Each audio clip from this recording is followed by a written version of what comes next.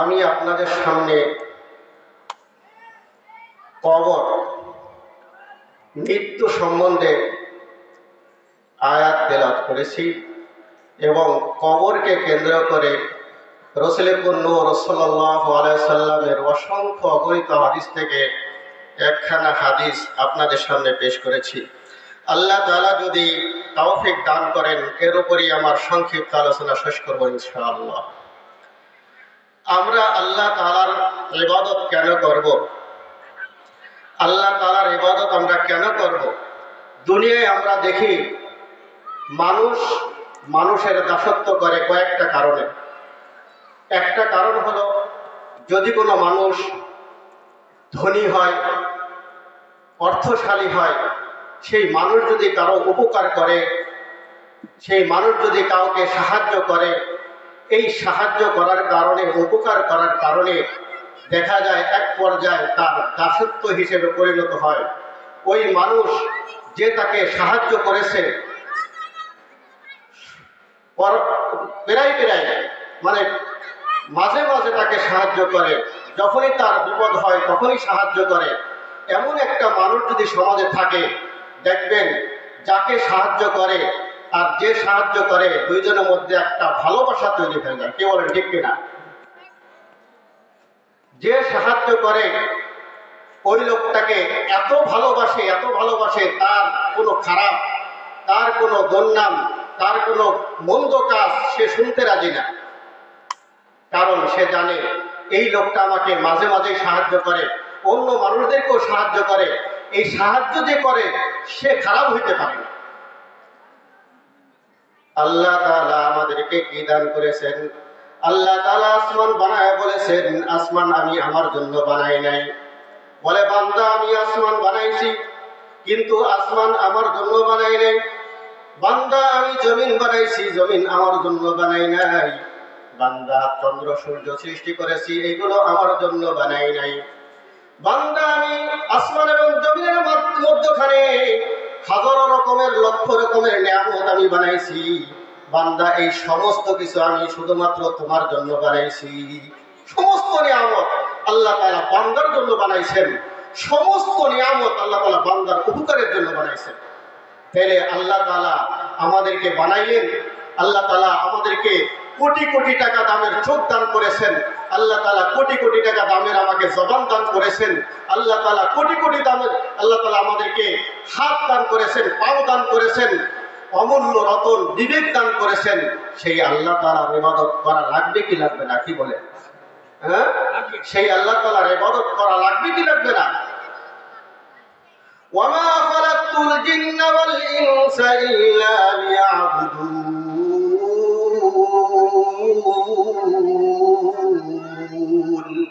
আল্লাহ তাআলা বলেন, আমি মানব জাতিকে সৃষ্টি করেছি, জিনকে সৃষ্টি করেছি শুধুমাত্র আমার দাসত্ব করার জন্য।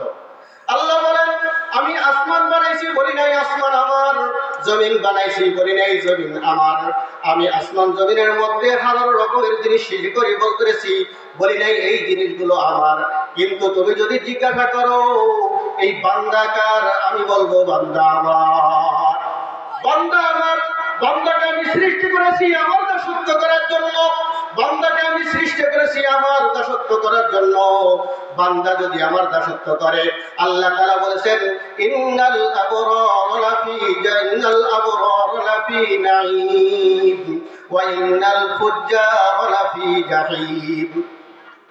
আল্লাহ বলেন, আমার হুকুম মতো যদি কোনো বান্দা দুনিয়ার বুকে চলে, আমার হুকুম মতো যদি সে 5 ওয়াক্ত নামাজ পড়ে, আমার হুকুম মতো যদি সে বছরে এক মাস রোজা রাখে, আমার হুকুম মতো যদি তার সামর্থ্য থাকে, তার জীবনে যদি একবার হজ করে, আমার বান্দা যদি আমার হুকুমগুলো নবীর তরিকা মতো পালন করে আসে, আল্লাহ তাআলা বলেন আমি তার জন্য কবরের মধ্যে জান্নাতের বাগান করিয়া দিব। বলেন সুবহানাল্লাহ।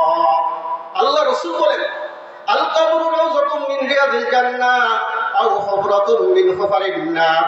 যখন বান্দাকে কবরের মধ্যে রাখা হয়, যখন একজন মুর্দারকে কবরের মধ্যে রাখা হয়, আতাহুল মালাকান, তার কাছে দুইজন ফেরেশতা আসে, একজন মুনকার, একজন নাকির।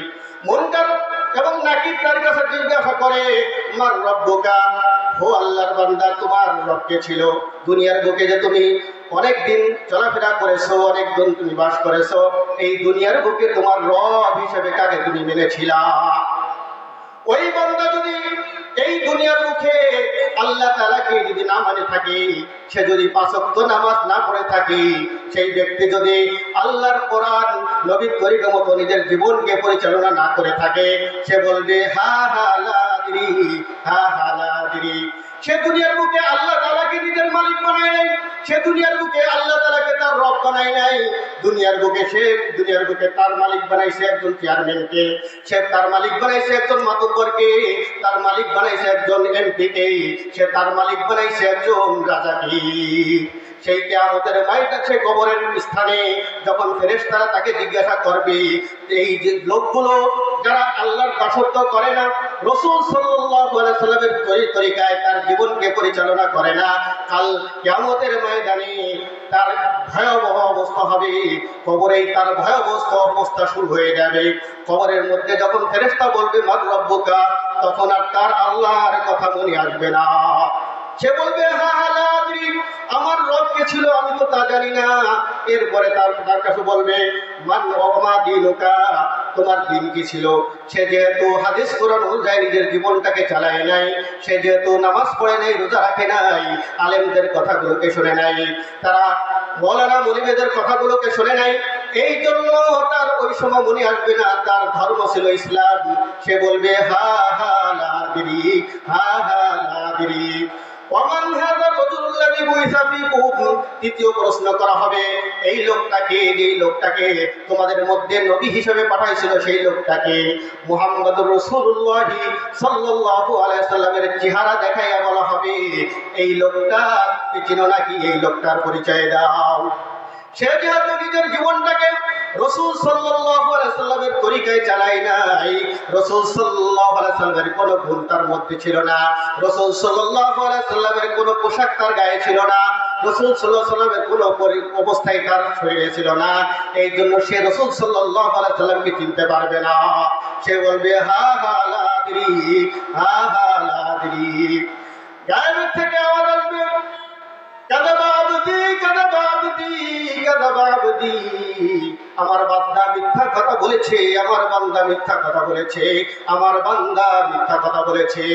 আমি আমার এই বান্দার কাছে নবী রাসূল পাঠাইছিলাম, আমাকে চেনার জন্য আমার হুকুমগুলো তাদের কাছে পৌঁছায় দেওয়া হয়েছে। নবী রাসূল যখন পাঠানো বন্ধ হয়ে গেছে, আলেম ওলামারা তাদের কাছে গিয়ে বিভিন্ন জায়গায়, বিভিন্ন মসজিদে, বিভিন্ন মাহফিলে তাদেরকে বুঝাইছে জান্নাত আছে, জাহান্নাম আছে, আল্লাহ আছেন, আল্লাহ সৃষ্টি করেছেন, আল্লাহ আমাদেরকে বানাইছেন। যদি তার হুকুম মতো চলতে পারো তাহলে আল্লাহ তাআলা তোমাদের জন্য জান্নাত রাখছেন, আর যদি আল্লাহর হুকুম মতো তোমরা না চলো তাহলে আল্লাহ তাআলা তোমাদের জন্য জাহান্নামের ব্যবস্থা করে রেখেছেন।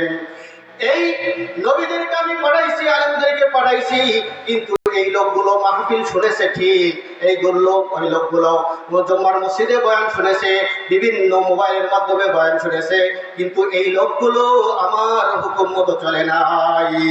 ফাফরুশুহু মিনান নার, আলবিসুহু মিনান নার, আফতাহুল বাবা লাহু মিনান নার। আল্লাহ তাআলা বলবেন, যাও এই জাহান্নামের কবরের মধ্যে তোমরা জাহান্নামের বিছানা বিছাইয়া দাও, আগুনের বিছানা বিছাইয়া দাও। যাও এই জাহান্নামীকে, এই জালেমকে তোমরা জাহান্নামের আগুনের পোশাক পরাইয়া দাও। এই জাহান্নামের কবর থেকে জাহান্নাম পর্যন্ত দরজা খুলিয়ে দাও। বলেন নাউজুবিল্লাহ। কবর এত ভয়ঙ্কর জায়গা, কবর এত ভয়ঙ্কর জায়গা। সেই কবরের মধ্যে যখন একজন জাহান্নামীকে রাখা হবে, এই হাদিস শরীফে আসছে, এক সাইডের মাটি আর এক সাইডের মাটি, দুই সাইডের মাটি এমন ভাবে তাকে চাপ দিবে, এমন ভাবে চাপ দিবে, তার দুই পাঁজরের হাড্ডি কড়মড় কড়মড় করে একটা আর একটার মধ্যে ঢুকে যাবে। কচ্ছপের মতো বড় বড় বিচ্ছু তাকে দংশন করতে থাকবে। বিশাল অজগর সাপ, 99টা সাপ তার কবরের মধ্যে আসবে, তাকে দংশন করতে থাকবে। হাদিস শরীফে এসেছে কিয়ামত পর্যন্ত তাকে এরকম দংশন করতে থাকবে। কিয়ামত পর্যন্ত তাকে এরকম দংশন করতে থাকবে। ওই সাপে যদি তাকে একবার দংশন করে 70,000 বছর পর্যন্ত তার বিষ থাকবে। ওই বিচ্ছু যদি তাকে দংশন করে 70,000 বছর পর্যন্ত তার বিষ থাকবে। চিন্তা করে দেখো না কবরে কি যাইবা না, চিন্তা করে দেখো না কবরে কি যাইবা না। যেই কবরে আল্লাহ ছাড়া বন্ধু কেহ থাকবে না, যেই কবরে আল্লাহ ছাড়া বন্ধু কেহ থাকবে না। চিন্তা করে দেখো না কবরে কি যাইবা না, চিন্তা করে দেখো না কবরে কি যাইবা না। আজান কানে শুনিয়া কেমনে থাকো ঘুমাইয়া, আজান কানে শুনিয়া কেমনে থাকো ঘুমাইয়া। কবরের আযাবের কথা একটু স্মরণ করো না, কবরের আযাবের কথা একটু স্মরণ করো না। চিন্তা করে দেখো না কবরে কি যাইবা না, চিন্তা করে দেখো না কবরে কি যাইবা না। কবরে যাইতে হলে যাইতে হবে কি নাকি বলেন? কুল্লু নাফসিন যায়িকাতুল মাউত। আল্লাহ তাআলা বলেন যত প্রাণী আমি দুনিয়ার বুকে সৃষ্টি করেছি সমস্ত প্রাণীরই মৃত্যুর শরবত পান করতে হবে, সমস্ত প্রাণীর মৃত্যুর শরবত পান করতে হবে। সমস্ত প্রাণীর ওই কবরে যাইতে হবে, আমাকেও যাইতে হবে, আপনাকেও যাইতে হবে। কিন্তু স্মরণ রাখতে হবে ওই কবরের মধ্যে আমার আপনার অবস্থাটা কি হবে। এই জন্য ভাই সুযোগ থাকতে সময় থাকতে আল্লাহ তাআলাকে বন্ধু বানাইতে হবে, আল্লাহ তাআলাকে মাসুদ বানাইতে হবে। আল্লাহ তাআলাকে কি করলে, কোন আমল করলে, কি করলে আল্লাহ তাআলাকে পাওয়া যাবে। আল্লাহ তাআলা নিজেই বলেন ফামান কানা ইয়ারজু লিকা রাব্বিহি ফালইআমাল আমালান সালিহা ওয়া লা ইউশরিক বিইবাদাতি রাব্বিহি আহাদা। ও বান্দা তুমি যদি কাল হাসরের ময়দানে আমাকে মাহবুব হিসেবে পাইতে চাও, ও বান্দা তুমি যদি আমার খুশি দেখতে চাও, তুমি যদি হাসরের ময়দানে আমার সন্তুষ্টি পাইতে চাও, তুমি যদি হাসরের ময়দানে তোমার আমলনামা ডানাতে পাইতে চাও, ও বান্দা তুমি যদি হাসরের ময়দানে খুশি খুশি তুমি জান্নাতে যাইতে চাও, তাহলে বেশি বেশি করে আমল করো, বেশি বেশি করে আমল করো। তোমার জিন্দেগিটাকে কোরআনের সাথে তোমার জিন্দেগিটাকে রাসূল সাল্লাল্লাহু আলাইহি সাল্লামের তরিকার সাথে তোমার জিন্দেগিকে সাজাও, তোমার জিন্দেগিটা আমলের সাথে সাজাও, কোরআনের আমলের সাথে সাজাও, হাদিসের আমলের সাথে সাজাও। যদি তুমি তোমার জীবনকে আমলের সাথে সাজাইতে পারো তাহলে তোমার জিন্দেগিটা সফল কাম। আর যদি তোমার জিন্দেগি কোরআনের আমলের সাথে, কোরআনের হুকুমের সাথে, আল্লাহ তাআলার হুকুমের সাথে, রাসূলের তরিকার সাথে না সাজাইতে পারো তাহলে তোমার জিন্দেগিটা হবে নাকাম। जिंदगी में बंदगी तू करना है,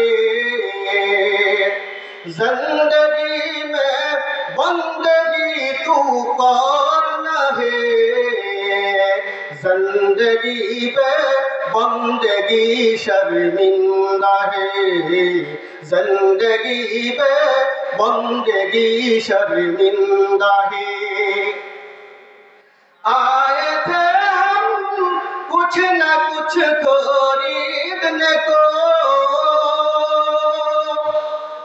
जिससे हर मेरे कल्ब रहा, वरना कोई चाहा तो जामी नहीं, वरना कोई चाहा तो जामी नहीं। जिंदगी में बंदगी तू करना है, जिंदगी पे बंदगी शर्मिंदा है, जिंदगी पे बंदगी शर्मिंदा है। दुनिया में हो दुनिया का तालबगार ना हो, बाजार से गुजर हो खरीदार ना हो।